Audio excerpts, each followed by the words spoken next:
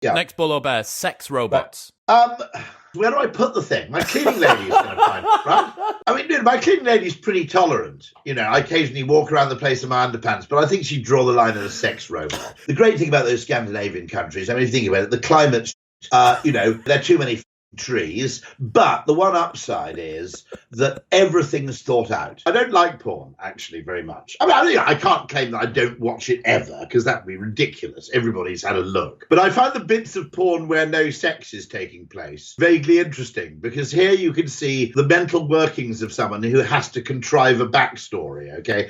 And that's narrative, and it's interesting. The actual act itself is actually unbelievably repetitive and tedious. Being in a restaurant, QR code menus. Bear. Adds a completely unnecessary level of complexity. What restaurant has ever given you a menu that's 2 inches wide and 4 inches deep, for fuck's sake? What do you think of TikTok? It's a thing. I don't fully understand. There's certain things I always get confused, because I generally try and make an effort to understand most things.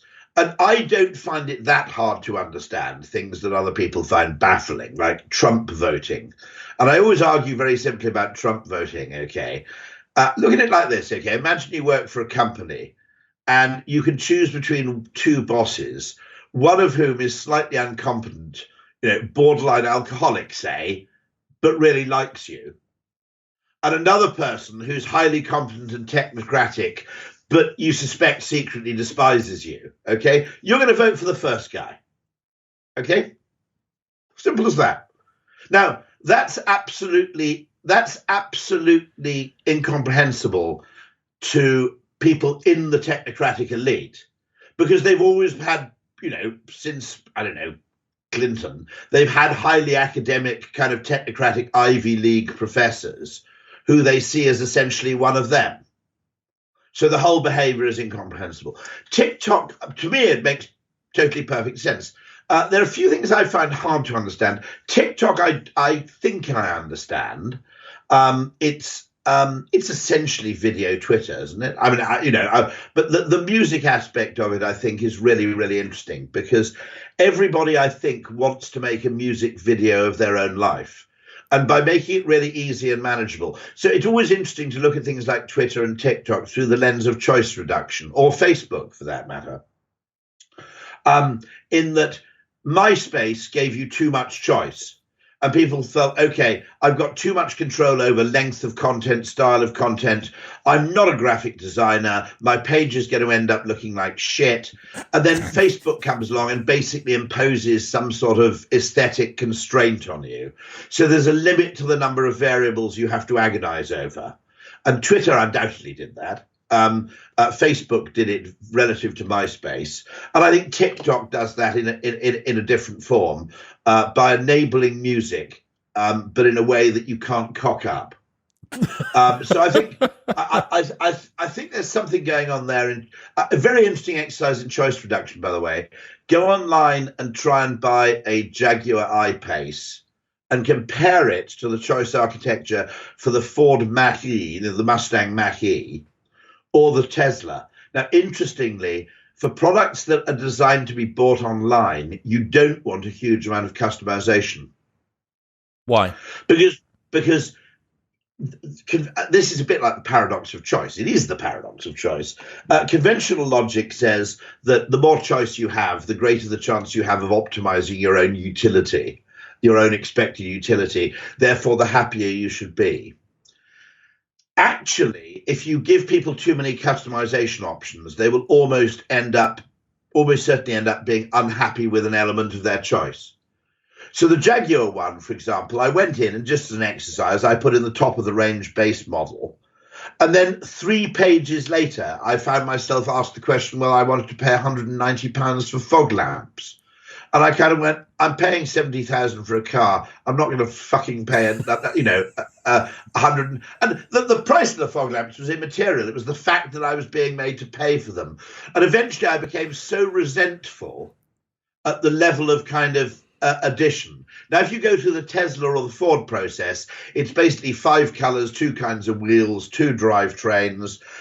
I think with a Tesla, you can pay $1,000 for the extra interior. With the Model Y, I think you pay a bit extra if you want the third row of seats. Well, fair enough. It's a degree of complexity. I'm not grumbling about that. But the extent to which the choice is enough to make you feel you're actually getting what you want and not paying for things you don't want, but at the same time, it's manageable enough that you can actually go through it in a sequential process without feeling some sense of sort of seething confusion or resentment develop. And TikTok, by constraining those guardrails, is helping people to be less shit. There's only certain degrees of freedom that you have, and by reducing that, the maximum amount of shitness that your content can be has been brought down. You've got it exactly. Yeah, perfect. Yeah. Hey, we've broken it. We understand it. Yeah. And it's always worth, that's probably 50% of my obsession, which is why I'm such a big believer in this ergodicity debate, which is all about the mathematics of optimization under multiplicative dynamics. Okay. Right. Okay. But a very simple way of looking at it, right? Okay. You've got a little formula that says 1 plus 3. 1 plus 3 is 4, or 2 plus 2, or 4 plus 0. Okay. Right. They all add up to 4. And you can add 1 to either the 1 or the 3. Well, it doesn't make any fucking difference, right? You can add the 1 to the 1, or you can add the 1 to the 3, and it'll now be 5. All right? But under multiplicative dynamics, obviously, that's not the same rule, right? You add the 1 to the lower of the 2 numbers, because if you take, obviously, if you have 4 times 0 and you add 1 to 4, you still have 0, right? What you want to do is add it to, let's say 3 times 1, you want to add the 1 to the 2, because that way you get 6, okay? Rather than say 0 or 5 or something, right? Now, the reason that makes a difference is that under multiplicative dynamics, and lots of things in human life are kind of more like multiplication than they are addition. It strikes me as an essential, absurd assumption of economics to assume that utility is additive. Okay, that utility arises from a simple series of additive processes that net out. Strikes me as bonkers. I mean, look at reputation. You know the joke that ends, "You shag one sheep," right? Okay, we all know that joke. Okay. But do they call me Dimitri the boat builder? But do they call me Dimitri the church builder? But do they call me Dimitri the philanthropist? You shag one sheep, right? Now that shows that reputation is sort of multiplicative. If you hit a big fat 0 and 1, nobody nets out Jimmy Savile, do they? Nobody goes, yeah, bit of a kiddie fiddler, but on the upside, he did do a lot of work for charity. Did some great work as a philanthropist. He did some great work, No, you don't know. Nobody nets out Jimmy Savile. Okay, right? Okay, and so the point I'm making is lots of things in life are blatantly more like multiplication over time than they are addition. Yeah. So I'm in Dubai and I've misplaced my passport. I fly home this Sunday. I found it this morning. But is it not stupid that I still need a physical paper object in my bag to move between countries? I could RFID it, we could facial recognition it, I could fingerprint it. Interesting. My own favoured solution would be a weirdly British fudge, which is you can retain a physical passport for reassurance purposes. And that you probably take it with you, but you would also retain some other that in other words, passport-free travel might be possible. But there is an element to the physical, if you think about it, which is at one very simple level, what happens if your computer system goes down at immigration, right? Okay, so there are really, simple value. But I think there's also a value to print in kinds of ways that we don't anticipate. So I'll give you an example of this, right?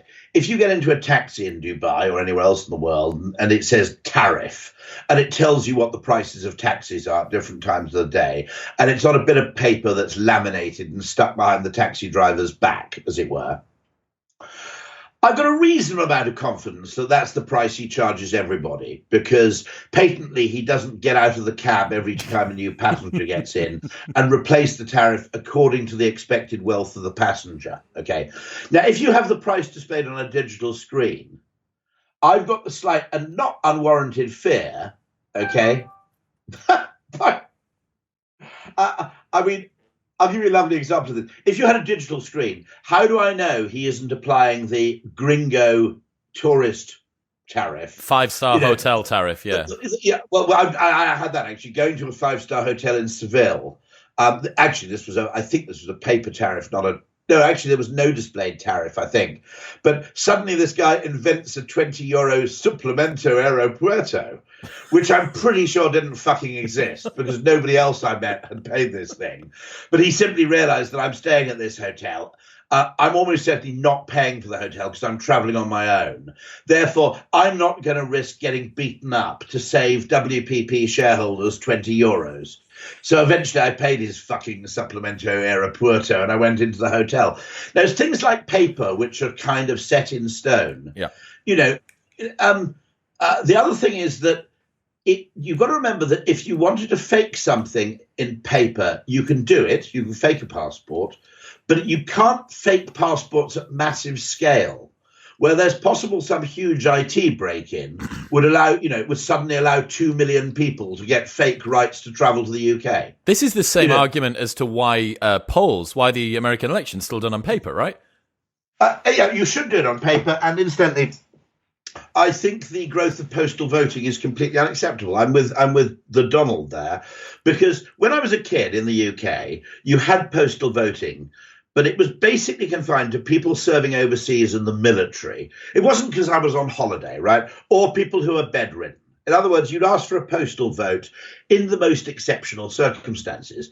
I can remember driving very old people to the polling station on polling day. Actually, this is with my parents driving. When I was kind of 10 or something, they'd drive people who needed a lift to the polling station, right? Now, this business of there are all sorts of things. You can register other people.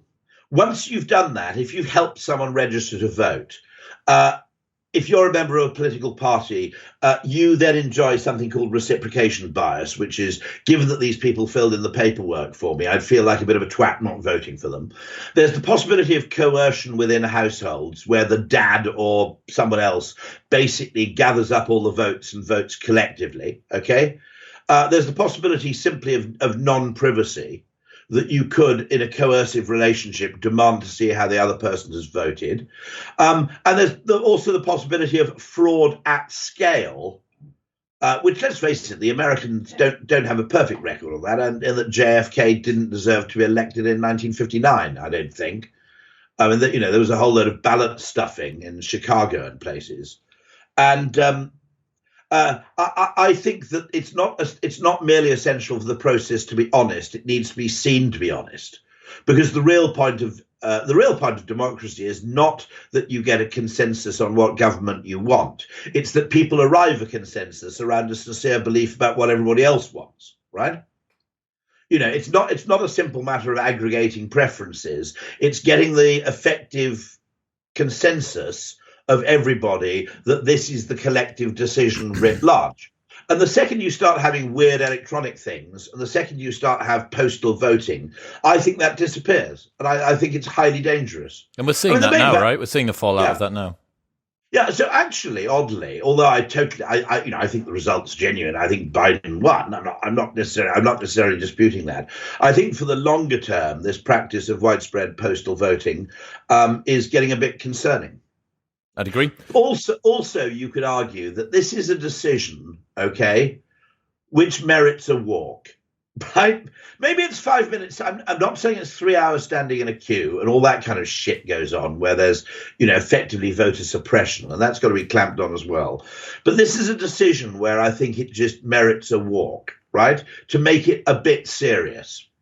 Okay? This isn't like voting for fucking X Factor or Cake World or Dance Get or whatever these flaming programs are. It's a bit more serious than that, and I think you should just get off your ass, put some clothes on, and go for a fucking walk. You want some rituals, some symbolism behind it. Pilgrimage, make a pilgrimage to the voting booth. Just to say this is slightly unusual. This isn't just, it's a really, really important point. I think that that business of voting at home is not really the same, because have you actually thought about it? I mean, the point about the walk, And this is the slight, one slight downside over Zoom versus business travel, although I'm a huge Zoom advocate, is that when you travel to a meeting, you did have an hour to think about the meeting while you're in transit.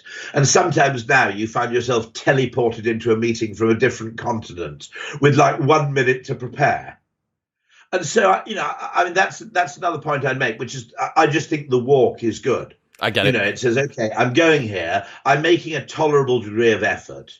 I'm not just going to basically tick a box and get it over with. And I think it deserves that level of solemnity. That's what I'd say. Give me your thoughts on Dyson Airblade hand dryers versus paper towels. Oddly, I quite like the Airblade. I mean, I don't know whether they've been turned off because they're massive virus spreaders. I don't know what the effect But they're just atomizing whatever was on your hands, aren't they? And just pushing it as particulates into the air. I think I never thought of it like that, but you're absolutely right. I mean, they do a good job of drying your hands, in fairness. I mean, that insight that actually you use sort of vortices and highly intense airflow as the device seems to be quite good. It also strikes me as what I really want to understand, and there is a podcast about this, is how you break into that bathroom market. So did they attack paper towels? Did they attack the existing dryers? Because the installed base of the Berkeley, Illinois World Dryer Corporation, those things where you can, with a twisty nozzle at the front. You can also do your hair as well for some reason, yeah. Yeah. Well, I suppose the Dysons, you can also do your genitals, can't you, if you need to dry your genitals. So, it's horses for courses. But you'd somehow have to slide in sideways. Yeah, you'd have to get in sideways, wouldn't you? Horrible thought. But actually, funnily enough, the Dyson, one thing with which is a use of a hairdryer is about 1 time in 100 when you have to give a talk and you have a minor chino accident when going to the loo before your talk, which is, by the way, the most frightening bit of public speaking. And I had that happen once, only once. And the dryer was totally unsuited. No, in fact, it wasn't even a urine-related accident. It was a wash basin-related accident where the wash basin catapulted a load of water into my groin. Okay, and I was left having to go on stage in about 5 minutes. And there was a glorious natural solution, which is when I came out of the loo in a total state, wondering what to do, like whether to turn my cardigan into a mini dress or something, it actually started pouring with rain. So I simply went outside the hotel, stood in the rain for 5 minutes, so I was all over soaked, and then went back in again. So I got away with it. That wasn't even urine related, I hasten to add. It was simply very fortunate from you. But that is one of the public speaker's greatest fears. Yeah. The final urination prior to speaking, making sure that there's no dribble, making sure that there's no aggressive bathroom tap. That's why there are no public speakers over 60, I suspect. That prostate's going. What are your views on the numbers on credit cards? Oh, I've made those fairly explicit. That's an extraordinary design failure, with one exception, actually. I'll give American... Actually, I won't show my card, because then someone will nick things and start shopping. With the exception of American Express, who now sometimes print the number in big on the back, so it's readable. Okay, they have a 4-digit CVV, which is actually properly printed on the front, not in some blurry ink on the signature strip. Okay. With the exception of American Express, credit cards were never really designed for the number to be read out at all, because when they first came out, it was the rumble strip, okay?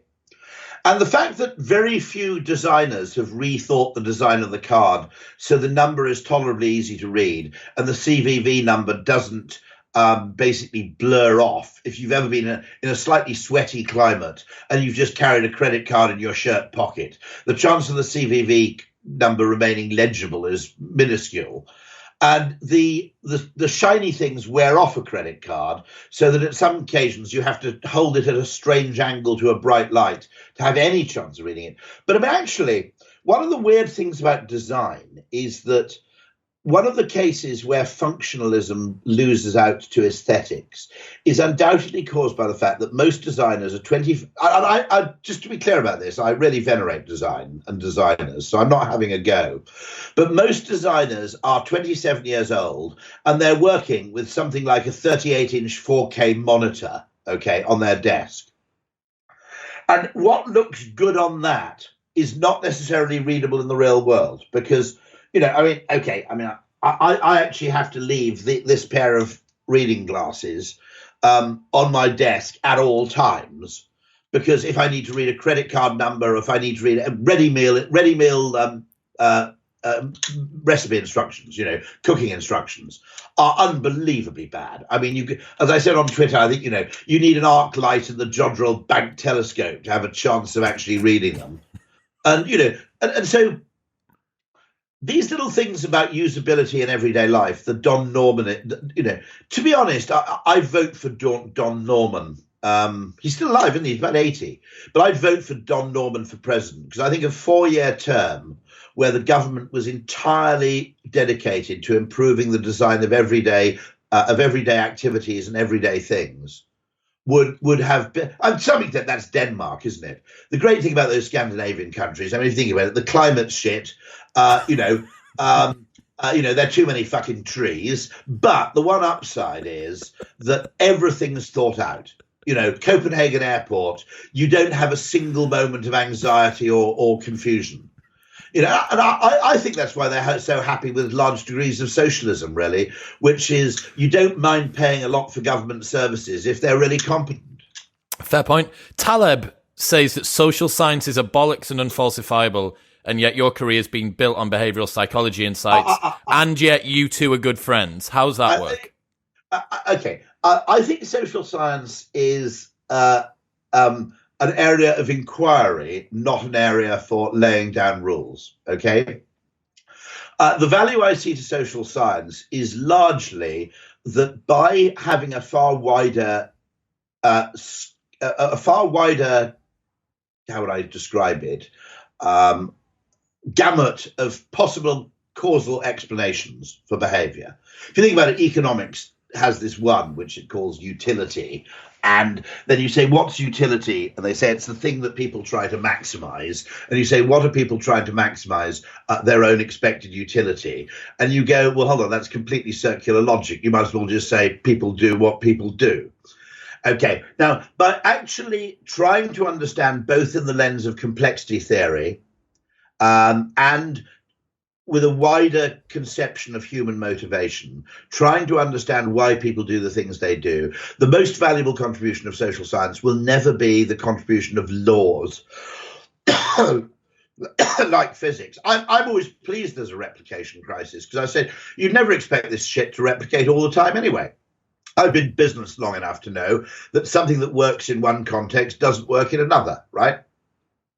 But you increase the solution space inordinately if you allow a greater range of possible explanations into your model of human behavior. And I'd argue that it's actually, as Matt Ridley told me this, biology, someone said, is a science of exceptions. And I think social science is fine if you treat it as a science of exceptions. Everybody thinks that, but maybe it ain't so, okay? And also, it's a science of high levels of ambiguity, by the way, because in one context, people will do one thing. In a slightly different context, they'll behave completely differently. And understanding that is just science in terms of a form of inquiry, and also science which is non-normative. Because what Taleb gets annoyed with is saying economic logic says people should do this. A lot of people are doing that. Therefore, the people are wrong, and we should nudge them to a point where they become more consistent with economic theory. Okay, that's what gets Taleb angry. My view, to be absolutely honest, is mostly the opposite, which is if people mostly do X after a million years or so of evolution, and economics thinks they should be doing Y, it's highly likely there's something wrong with economics, right? As John Kay, who is himself an economist, says, it's highly unlikely that the human approach to, for example, risk, or the human approach to ergodicity and decision making. He said, as John Kay said, it's highly likely we would have evolved to a state where we got it a bit, nearly right, but not quite right. It's as if everybody had evolved with one leg shorter than the other, right? The idea that there are these persistent irrationalities and that you continue to define them as irrationalities is too comfortable an assumption. You're giving your model far too much credence if you start blaming the person before you start blaming the model. I like it. And so I have this discussion, very simple discussion, okay, which is how you get younger people to take out pensions. And I said, yeah, there are loads of ways you can get younger people to save more. And I said, probably don't call it a pension because they associate it with, someone, actually, they don't associate it with a 55-year-old, they're associated with a 70-year-old, right? But B, when young people, if you want them to pay into a pension, the first amount has to be recoverable. You don't know enough about the future to say, well, that money, I won't be needing that until I'm 55. No one aged 23 can say that, okay? Christ knows what could happen. Anything could happen. But the second thing I said, yeah, you can definitely improve the rate to which young people save in pensions. And then the second thing I said is, but never expect the amount young people save in pensions to the amount that economists think they should save in pensions. And they said, why is that? I said, because when you're 27, finding a high quality life partner is probably more important than saving for retirement. And I said, I'm willing to bet if you go on Tinder, okay, there's nobody under 50 on Tinder talking about their pension, right? Are there people over 50 talking about their pension on Tinder? Yeah, I would guess if you're 70 and you're trying to pull a 58-year-old, it might be. You put your pension in your bio. You might put your. I have no clue. I got married before the stuff came along. Yeah, but you might. I don't know if you're trying to pull a spring chicken of 62 and you were 71. maybe you would talk about. I got a really interesting insight from Rob Henderson on this show. He taught me a few very, very fun things about Tinder. First thing being that you can 10x your popularity on Tinder in terms of right swipes by putting a master's level education as opposed to a bachelor's level education in your bio if you're a man. And the 80-20 Pareto principle also works on Tinder. The bottom 80% of men are competing for the bottom 20% of women, and the top 80% of women are competing for the top 20% of men. That's out of Datanomics, which was a data science analysis done of dating trends. Yeah, it's a horrible thing to say, but a lot of what is nasty in society, like excessive consumerism and excessive spend on luxury goods and signalling, could probably be reduced if women were actually less selective about who they slept with. Sadly, look, girls, just drop the standards a little bit and everything will be fine. Yeah, everything. Right, we're going to play, Rory, we're going to play a game. We're going to play a game. Onassis argued, and this was a pretty rich guy.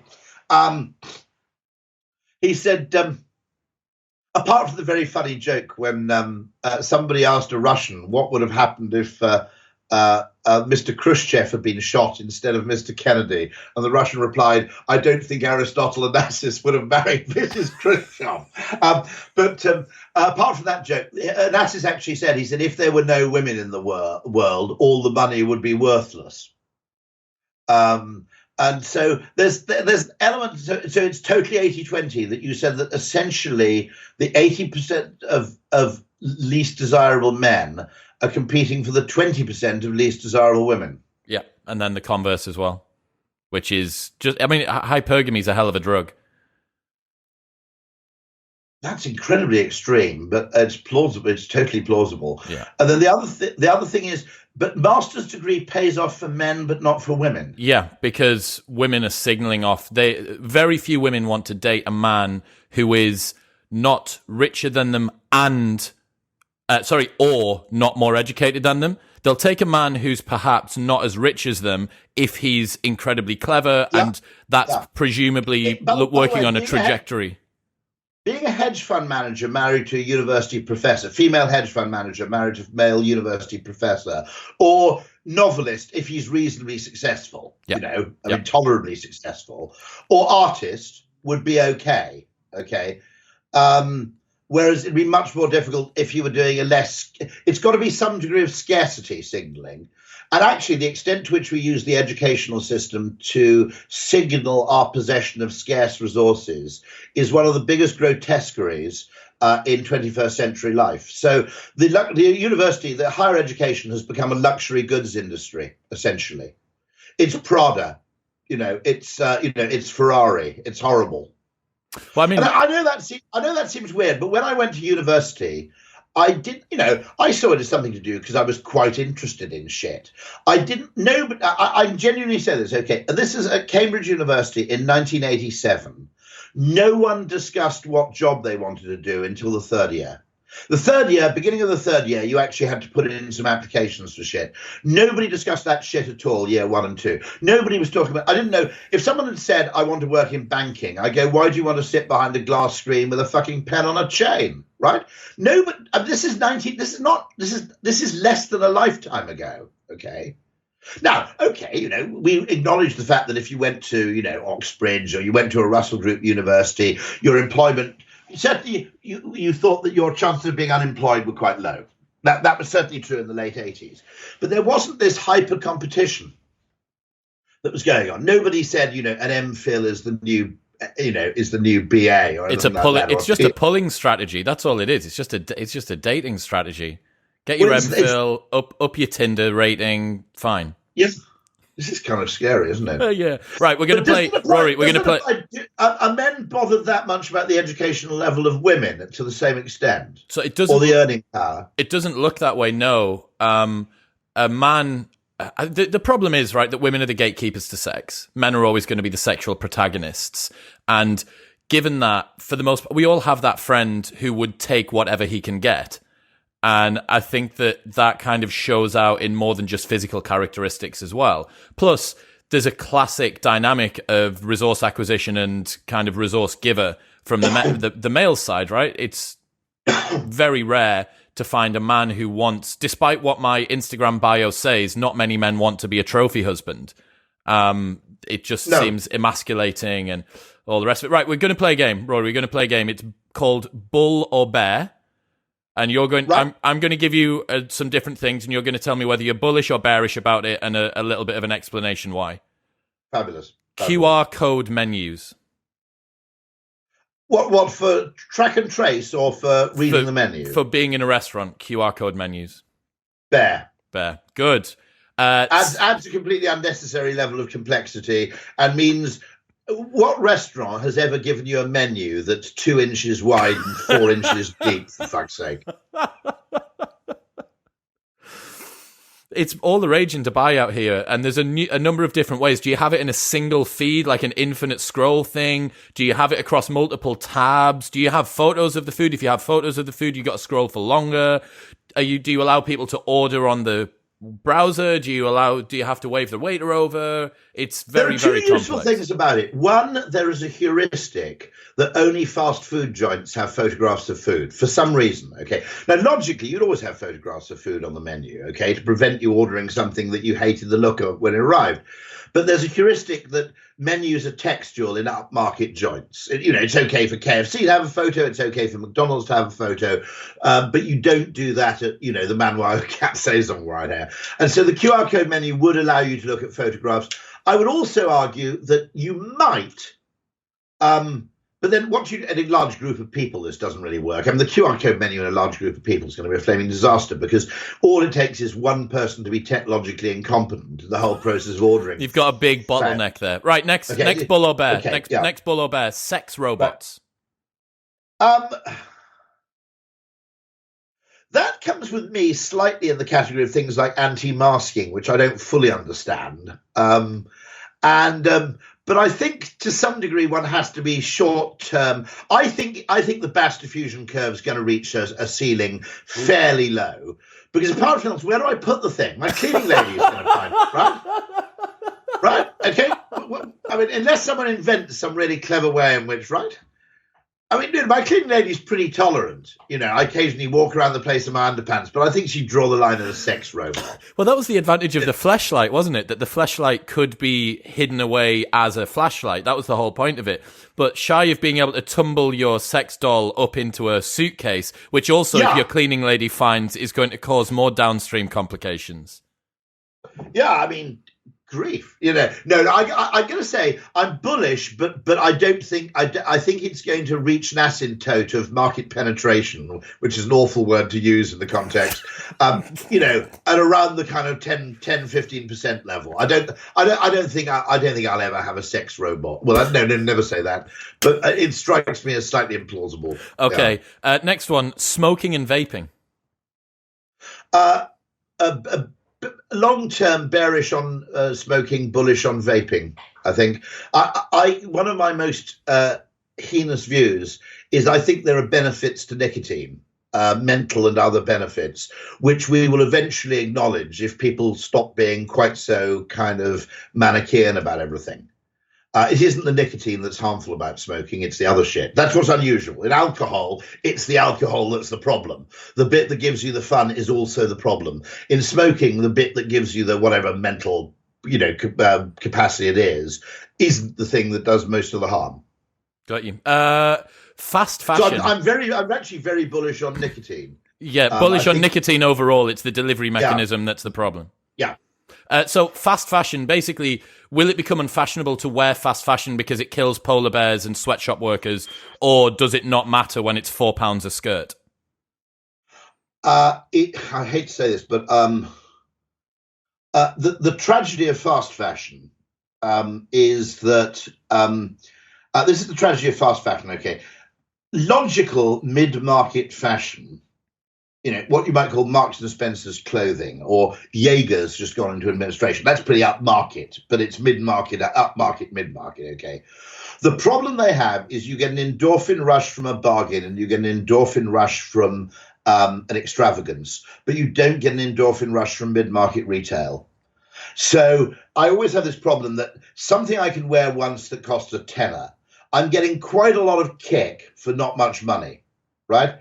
If you go on, I must admit, I've started buying things from ASOS. Now, I don't treat them as fast fashion, but I've started buying things like trousers, because no one cares about trousers, do they, for whatever reason? It's the worst area for, other than jeans, where some people buy those really weird things with an odd pattern on the arse. Okay, other than sort of, and I don't own any denim. I'm a total denim denier. Very bearish on denim.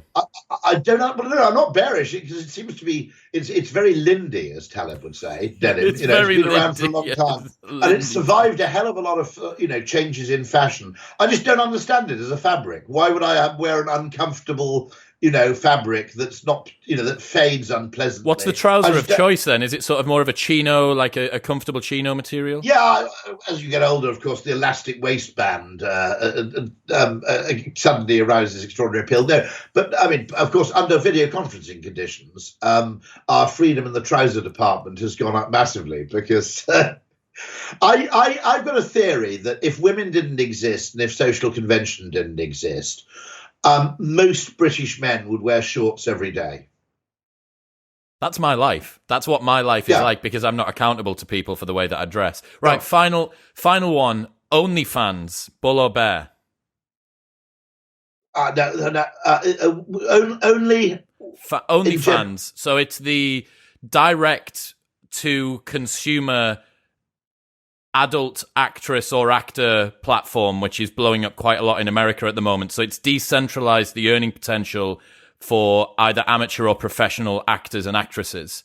I'm not sure if you've seen this. If you haven't, then I've just introed you to OnlyFans. Is this the adult film industry? Kind of. It's a little bit like Patreon, but it's for people that do porny stuff. Very interesting.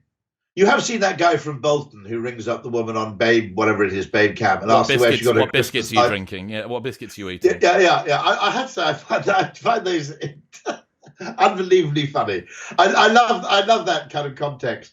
I once, when I was a student, I went to see Emmanuel at the local cinema in round the corner because it was on at 10 o'clock at night. We were all very bored. And my friend, who's a massive civil aviation fan, you may remember that Emmanuel has sex on the plane as she flies out to, where the hell is it? It's somewhere in Southeast Asia, isn't it? And my friend was absolutely incensed because he said it's completely the wrong sound effect for a Boeing 747. Okay, so for as long as these actors and actresses can keep the quality right. I really enjoy the bit of porn. I don't like porn actually very much. I mean, I can't claim that I don't watch it ever because that would be ridiculous. Everybody's had a look, right? But I find the bits of porn where no sex is taking place vaguely interesting, because here you can see the mental workings of someone who has to contrive a backstory, okay? And that's narrative and it's interesting. The actual act itself is actually unbelievably repetitive and tedious. Well, it would be like watching, it would be exactly the same as getting Cristiano Ronaldo and saying, right, mate, before you go out to play football, what I really want to see you do is have a crack at this particular orchestral piece on the violin and then bake me a cake. And I'm going to watch you try and do both of those things, and then you can go and crack on with the stuff that you're capable at. The onlyism is obviously good news because it reduces the problem. I'd love to know more about the economics of the adult entertainment industry, as I think they call themselves, because obviously they were, if you think about it, they were advanced in terms of payment mechanisms online. They were hugely advanced in terms of online video streaming. And now what this is effectively they were advanced in terms of video conferencing. OK, so they generally discover technologies about 10 years before businesses do. This decentralized nature is absolutely insane. I had both a porn star who has been a long time in the adult industry and now gone to this decentralized model, and also a girl who started the UK's version of OnlyFans and generated £10 million of revenue in 16 months. So this particular model is there's a lot to be said about it. But yeah, I'll send you some very PC links where you can have a look at some data that I've got about that. Next thing, it is emphatically good because it prevents the Caruso effect. Although there was never that much effect. The Caruso effect is what happened. So before the gramophone came along, okay, you could make a reasonable living as the fifth best operatic tenor in Denmark because, you know, there were enough opera houses for, you know, and occasionally the best two operatic tenors were engaged or ill or went down with a cold, and you got to sing a bit and you could actually survive. Caruso came along. It's a winner takes all effect for the gramophone, okay, and everybody wanted Caruso. Not necessarily because he was the best person of the time, but simply because he was the most famous. So you get these Matthew effects, positive feedback effects. And so Caruso ends up a millionaire, and the fifth best operatic tenor in Denmark loses his job, effectively. Sweeping the streets. So there is something really, really interesting, because the same thing, not only in porn, the same thing will happen in the public speaking industry. How will it go? Will you have a Caruso effect, where basically if you're Tony Blair, you get £1 million to appear on Zoom, and if you're me, you get £2.57, you know? Or will it go the opposite way, which is OnlyFans, where I'm supported in my retirement on Patreon, occasionally appearing and talking to people about behavioral science. Now, I'll tell you one really important thing, by the way, in terms of Zoom is as important as the internet in terms of economic effects, okay? Both good and bad, and they'll be complex. But I really believe that. And I'll tell you one very simple reason why. The washing machine was possibly more important than the internet because it allowed women to enter the workforce, okay? When you took away the drudgery of maintaining a middle-class home, it massively increased the number of people who could enter the workforce. The only reason I think most people retire from white-collar jobs is because they're sick of commuting. It's not because they're sick of work. I mean, accountants, implausible as it may seem, really like doing accountancy, right? Because they're good at it. And actually, a 63-year-old accountant's probably pretty damn good, right? Okay? The only reason they retire is because work, not because they don't like work, but the opportunity cost of work, which is if you have to be at a specific place at a specific time and you have to travel to get there, that price is too high. It's not the time you spend working. It's the fact that you can't retire to the south of France. You can't go on a golfing holiday in, you know, March when the flights are cheap. It's all that shit that causes people to retire. It's not the fact they don't like work. What's the biggest lesson that you've learned from observing 2020? Undoubtedly network effects. The fact that in order for Zoom, which is, when you think about it, blindingly fucking obvious as a business technology, the fact that it took everybody to be forced to use it at the same time before its value became apparent shows actually an extraordinary lack of vision in our adoption of technology. So in my defense, I'd mandated Zoom Fridays for my team before the pandemic even hit, because I said, look, this is a synchronous technology. Therefore, we all have to stay home on the same day of the week in order to make use of it. And a year and a half ago, we'd started discovering really weird things, like you can win business over Zoom easy. Can't win business over email. You've got to have a meeting. OK, but over Zoom, you can actually pick up business. You can deliver business over Zoom. Obviously, you can't deliver. No one's going to pay you a 5-figure sum to write a deck and then email it to them. Right. OK, so in the previous world, you'd have to fly. Now, that makes you a kind of joint venture with British Airways. If your clients, if you're my age and you're not very keen on going in economy and, the client's on another continent, that essentially means that, half your profits going in travel costs, as it were. And so there's something very, very interesting about this. And also because business exchange, there was no normal mode other than going to the pub after a meeting or going out for a meal. There was no informal means of business to business communication. Okay, so businesses themselves were optimized around coffee shops and corridors where you had blackboards, so people could enjoy serendipitous encounters. When you look at B2B communication, it was either incredibly cold and textual. It was like email or a text message or a PowerPoint deck or a spreadsheet, more likely. Okay. Or it was face to face, which was hugely expensive and time consuming. And you could only face doing 3 of those a week. And what it was a bit like having a weird world where you had like limousines and you had buses, but you had nothing in between. You know what I mean? You didn't have private cars. And the fact that business communication has become, my volume of email has halved, and most of my email now is just about arranging Zoom calls. And Marshall McLuhan would say Zoom is a warm or hot form of communication, whereas other than face-to-face, all the other business forms of communication were cold. So this actually, I find it much better because you can actually go off at a tangent on a Zoom call. It makes things much less left-brained. And I think it's a huge gift. Good. Boris calls you up tomorrow and says, Rory, mate, I'm struggling here. Behaviourally, how can we improve the public's view of COVID restrictions? What do you say? I don't know yet, and I'm still puzzling because I think it's possible to keep the disease in abeyance with some very simple heuristic rules which obey. They need to be visible in their breaking, so it needs to be visible when people break them. Okay. What's that mean? What like? I'm generally pro mask wearing on the grounds that it seems to make sense. And I also believe the theory of Monica Gandhi, that there's a certain variolation effect to mask wearing, which is if you become minorly infected with a small dose of COVID, the likely outcome is not that you become severely ill, it's that you become immune with minor ill effects. So I think masks work twice, not just by preventing infection, but by reducing the initial dose. But bear in mind, this is not a universally held belief, and I'll probably get kicked off Twitter if I say it. I'm not sure.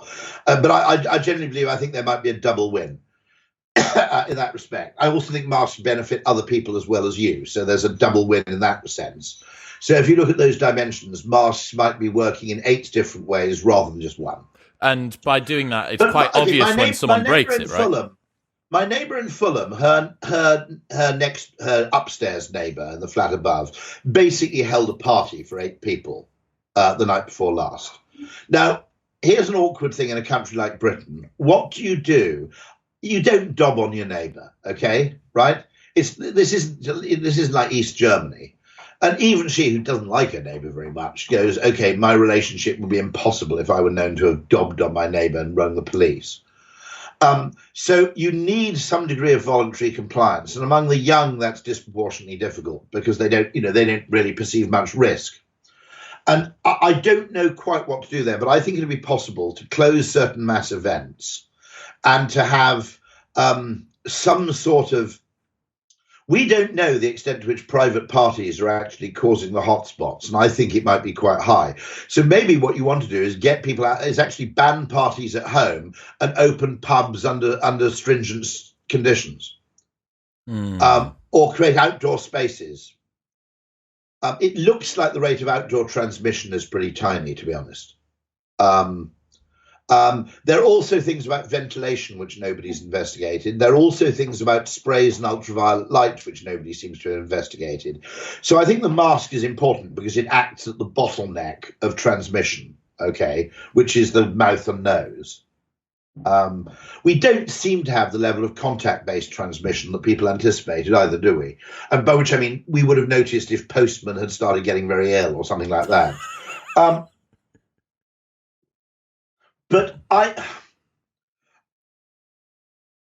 it's a really interesting question, and I think we should look at ventilation. I think we should look at sprays and viricides, and also air filters indoors. And we should also look at, obviously masks, ventilation, and ultraviolet light, and other virucidal things. So not just the mask.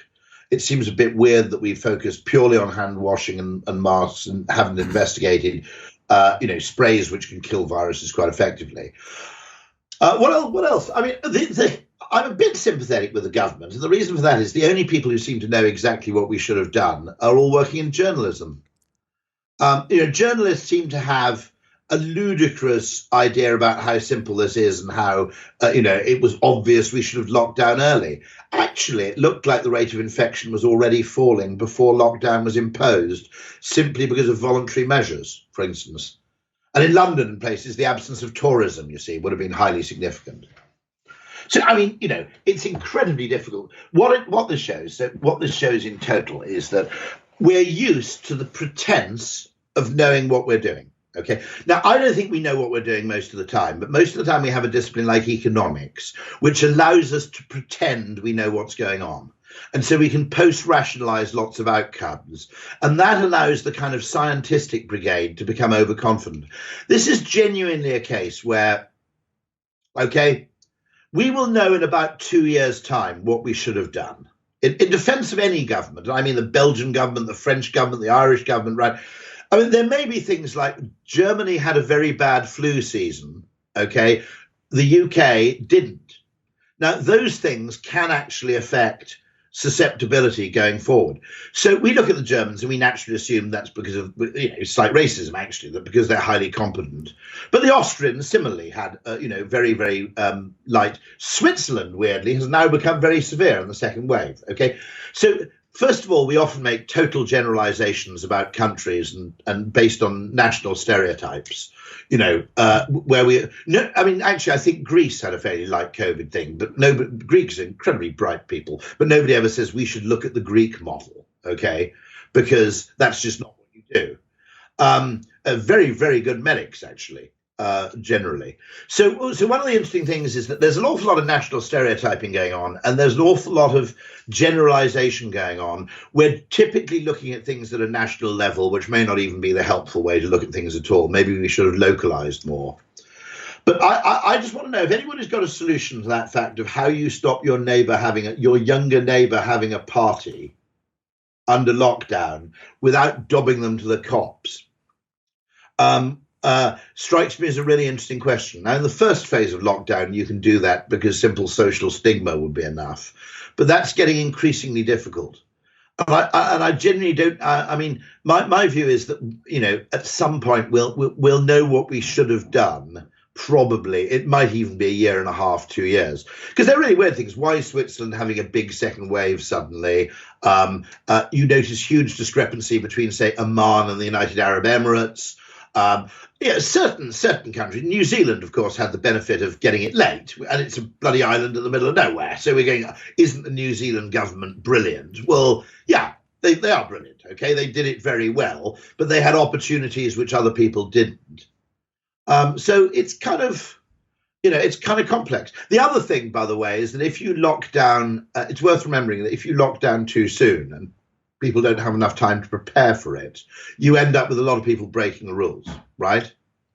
If you basically said, right, we're locking down at midnight tonight, you would have ended up with mayhem on the roads, with everybody who was at their London place trying to get to their holiday home, everybody who was separated from their spouse trying to get back home.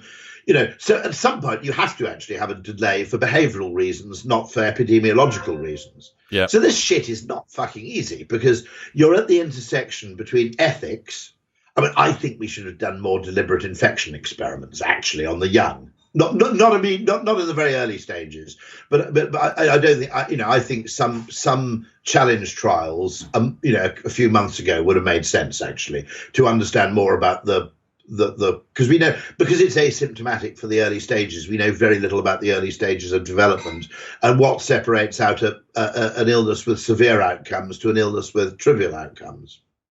Why do you think people are prepared to pay 10 times or 100 times the price of a book for a course on the same subject? I've been fascinated by this recently. So a lot of internet entrepreneurs are creating a course of how to have the perfect this, or how to do habit setting and goal setting is a very popular online course where people are prepared to charge 100, 200, 300 pounds and add a community on the side, and yet you can get Atomic Habits by James Clear for a tenner.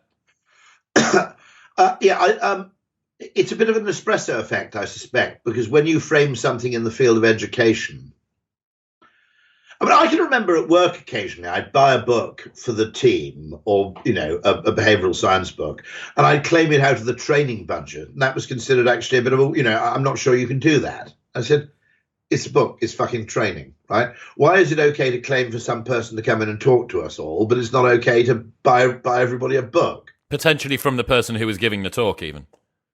No, absolutely. And there'll be more in there. But it's not like when I wrote, as far as I know, when I wrote my book, I was not aware of saying, well, I'm going to hold back on these 5 things because they're far more monetizable if I give a talk or a training course. It's not like you hold back in your book. You give everything, you put everything into your book you possibly can and hope it's enough to warrant the length, which it rarely is. I mean, a hell of a lot of books, to be honest, tail off towards the end. There's a bit of barrel scraping going on to get it across the 80,000 word mark, right? But I've never understood that, to be absolutely honest. Have you noticed it? Do you know the particular sort of effect that I'm talking about here? Synchronicity has a value. The fact that we're doing something along with other people seems to have a value, that we apportion some emotional value to. The fact that we're doing something with other people. The part of it is that the Richard Thaler experiment about beer, you know what I mean? Where he said, you're on a beach, you've been parched, you're with him. It's a very famous experiment in behavioral science. And you're on a beach, you're getting pretty thirsty because you've been on a hot beach for the last 3 hours. And your mate says, okay, I've noticed a place along the beach that sells chilled bottles of Heineken, right? Okay. Tell me how much you're willing to pay for a bottle of refrigerated Heineken. And if the price is below your maximum willingness to pay, okay, I'll buy you a bottle and bring it back. Right. Now, the point about the along the beach is that you're not enjoying the ambience of the place selling it. If you say Shack selling chilled Heineken, this is in the 1990s or earlier, it might have been the 80s, people were willing to pay something like $1.59 for a bottle of chilled beer. If you describe the place as a boutique hotel, they actually were prepared to pay $2.40 or something like this. Bear in mind, you've got to adjust for inflation. So it's like $5 or $2.80 or something like that, Now, what's weird about that, the utility they derive from the consumption of the beer, which is a branded beer and refrigerated in both cases, is identical. But they accept that given the overheads of a boutique hotel relative to the overheads of a shack, you should be prepared to pay more. So there may be a degree of labour component to it, which is, look, we all know that the marginal cost of a book is zero. Whereas, okay, this course is actually involving effort on your part and is taking up your time. So my thought on it, the reason that I propose people are prepared to pay so much more, 10 times, 100 times the price of a book for a course that achieves the same thing, is that people are concerned with outcomes rather than they are with the process of going through it. If you were to tell me or tell anyone... So what you're saying is the course gives you a bit of paper that says you completed the course. No, more that... Because you can't put on your CV, I read Alchemy. No, it's more that what people read, specifically in the self-development or non-fiction world, the reason they read partly is for the enjoyment of reading the book, but more so for the outcome and the new life that they think they're going to be able to achieve with the insights from Rory Sutherland's Alchemy or James Clear's Atomic Habits. And by taking the course, what I think that they presume they're going to achieve is more likely, more compliant, more effective outcomes. So you're paying for the new world that you're going to enter, and the presumption is that by taking the course, your outcomes are more assured. Is that because, I mean, it might be that you're paying for the course as a commitment device. Perhaps, yeah. Costly. Which is that you really will fill it. I mean, because I was talking about this with Gusto, which is that there's the classic example I give is my financial advisor. You know, I pay him a whole shed load of cash for stuff I could theoretically do myself, but I'm realistic enough to know that I probably won't do it left to my own devices. If my wife starts talking to me about my pension, I basically go into a narcoleptic coma, okay, out of sheer tedium after about 5 seconds. Whereas if this bloke comes round and I paid him a shed load of cash, I feel I really do have to act on what he's done. So we might be actually spending the money to signal to ourselves. That might be another part of it as well. Last thing, last question, Rory. You say to be brilliant, you have to be irrational. What's that mean? Oh, that nearly all really, just to give an example from the field of entrepreneurialism, nearly all disproportionately successful businesses are disproportionately successful, not despite of, but because of some seemingly irrational or nonsensical component in their offering. So the argument would be that most people have a post-rationalized sense-making narrative of how a business works and what's important. Okay, which is almost certainly wrong in some dimensions. And so the example I always give, the most extreme case of this is Dyson. Okay, and I admit this of myself, that if James Dyson had come to me in the 1980s or 1990s and he said, I think there's a market for a £700 vacuum cleaner. Okay, I would have said, well, let's have a look at the market, shall we, and do a bit of market scoping, and let's do a bit of market research. And if I'd asked people, would you pay £700 for a vacuum cleaner, answers would have varied between I don't think so to fuck off.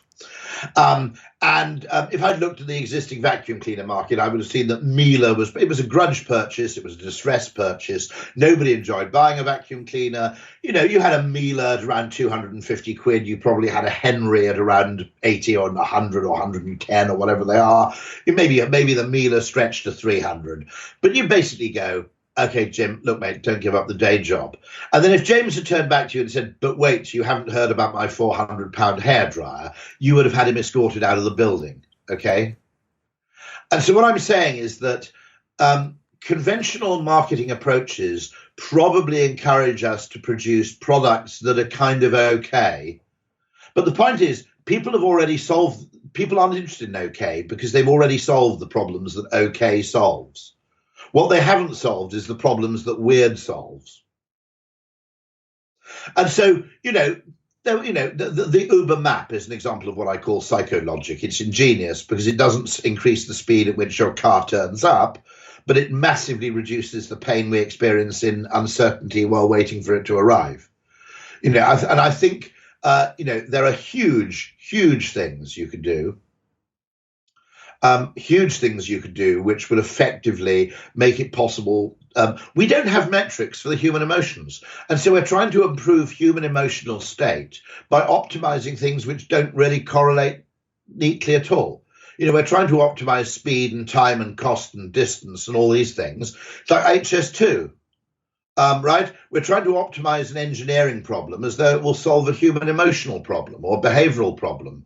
But we don't have metrics for the things that matter. We don't have a metric for uncertainty. We're not even measuring with high speed 2 the end-to-end journey, right? Because I've made the point repeatedly that you could enormously reduce the journey time from London to Manchester, not by actually making the train faster, but by having a service where if I've booked a pre-booked ticket to Manchester and there are empty seats on the train 20 and 40 minutes beforehand, I can book one of the earlier tickets, right? If you let me do that, okay, you can reduce the journey time to Manchester and increase capacity because it's better yield management, it's better load balancing of journeys. If you allow people to go earlier, don't let people go later. If you miss your train, stuff it. You can pay more. A lot, you can pay full fare. But if you said actually there are 50 empty seats in first class on the train that leaves 40 minutes before your train, if you pay us a £5, you can jump on one of those, right? Virgin makes money. I save journey time hanging around Burger King for 40 minutes and at Euston, right? Everybody wins. Costs 500,000 to develop the app. Instead, they're spending 60 billion on the sodding trains because they're measuring the wrong bloody things. I like the time on the train.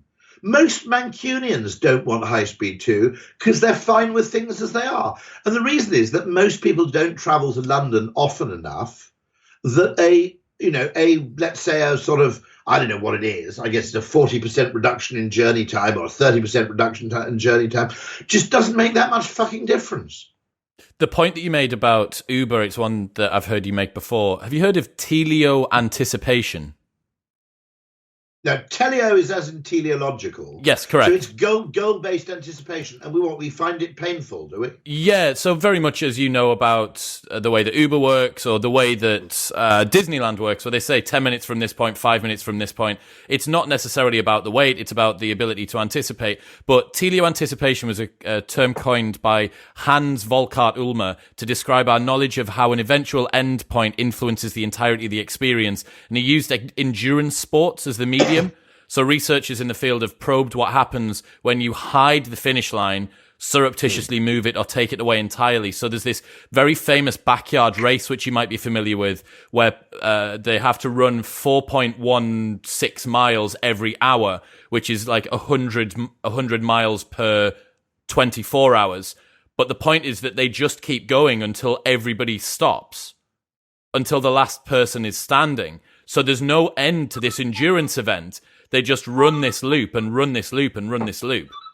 Is that us running over, Rory? Is that your next? I think that is. That's probably so. There's probably someone panicked. That is absolutely fascinating because if you think about it, we knew about that teleo-anticipation thing. If you look at that photograph of Bob Dylan waiting for the Oust ferry I need to be on the next call. Okay, Rory, you'll see that they brilliantly alongside the car queue. Okay, I'll leave you. I better leave you now. I'm sorry about this. No worries. See you later, Rory. Thank you, brother. Bye bye.